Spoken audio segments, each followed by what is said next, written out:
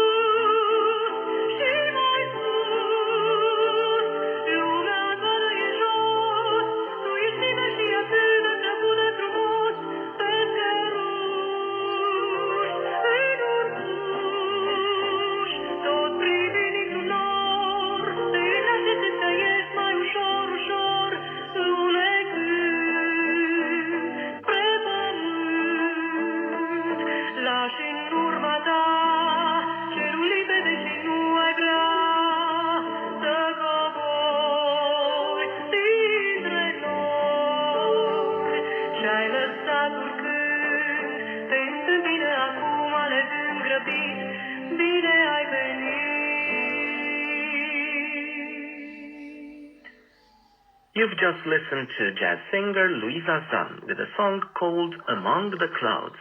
Listeners' Day continues on Radio Romania International.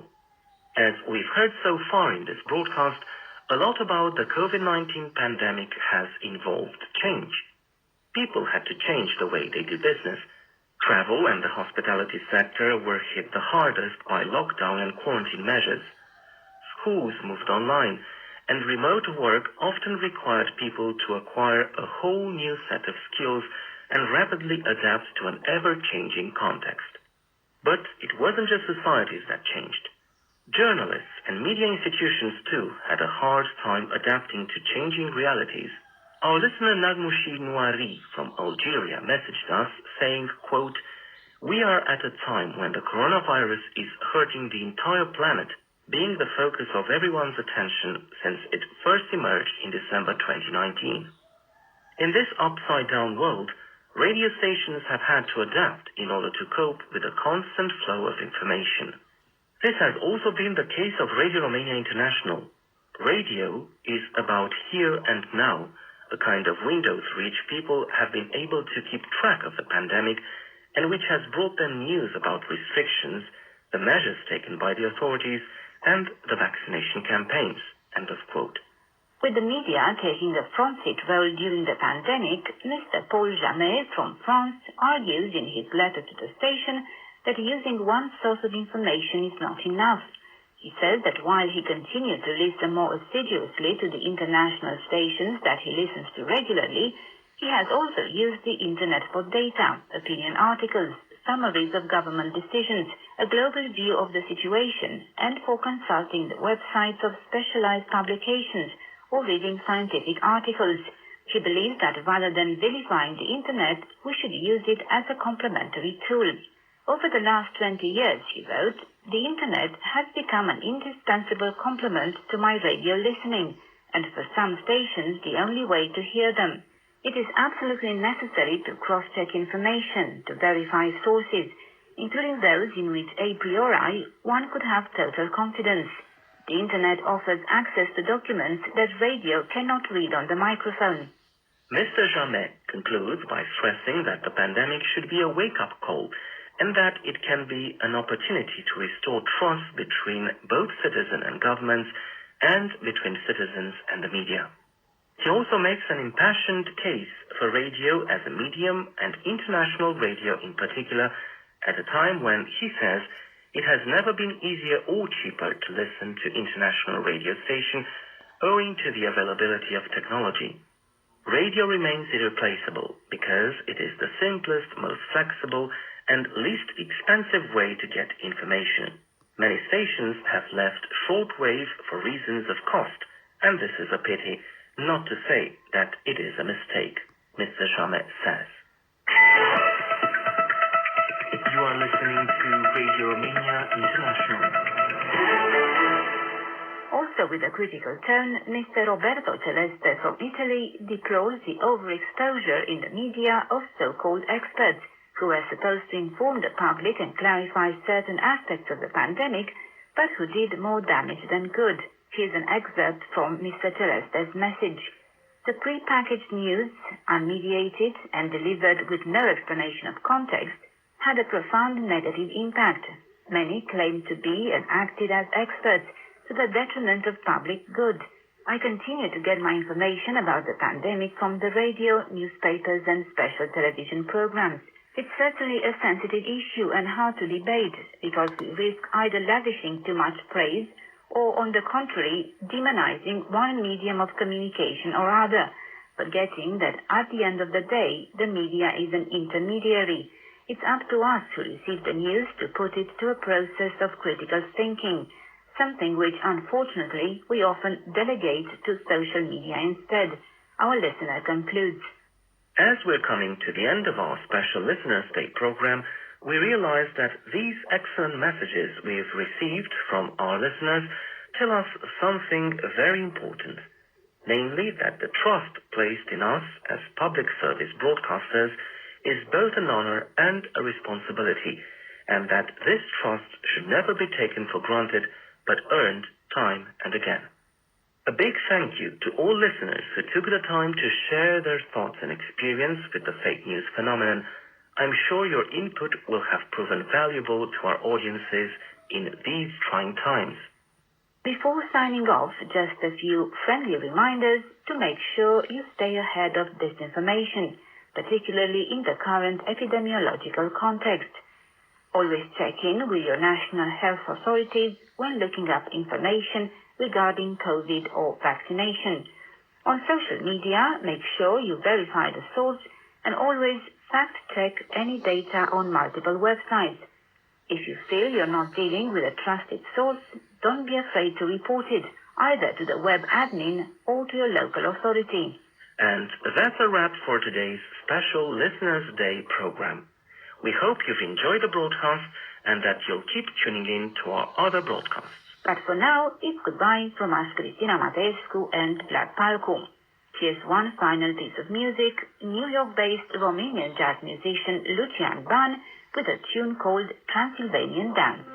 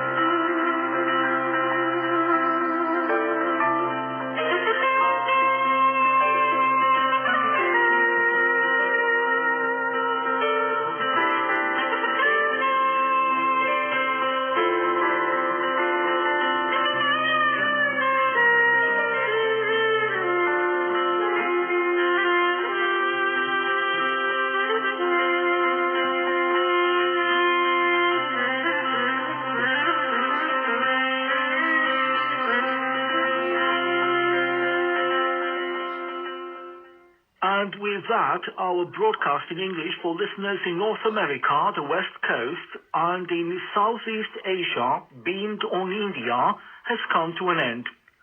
You can listen to our next program for North America, the West Coast, tomorrow at 4 hours UTC on 6020 and 7410 kHz, and to our next program for Southeast Asia and the Pacific area at 6:30 hours UTC on 17780 and 21470 kHz, as well as on the internet at www.rri.ro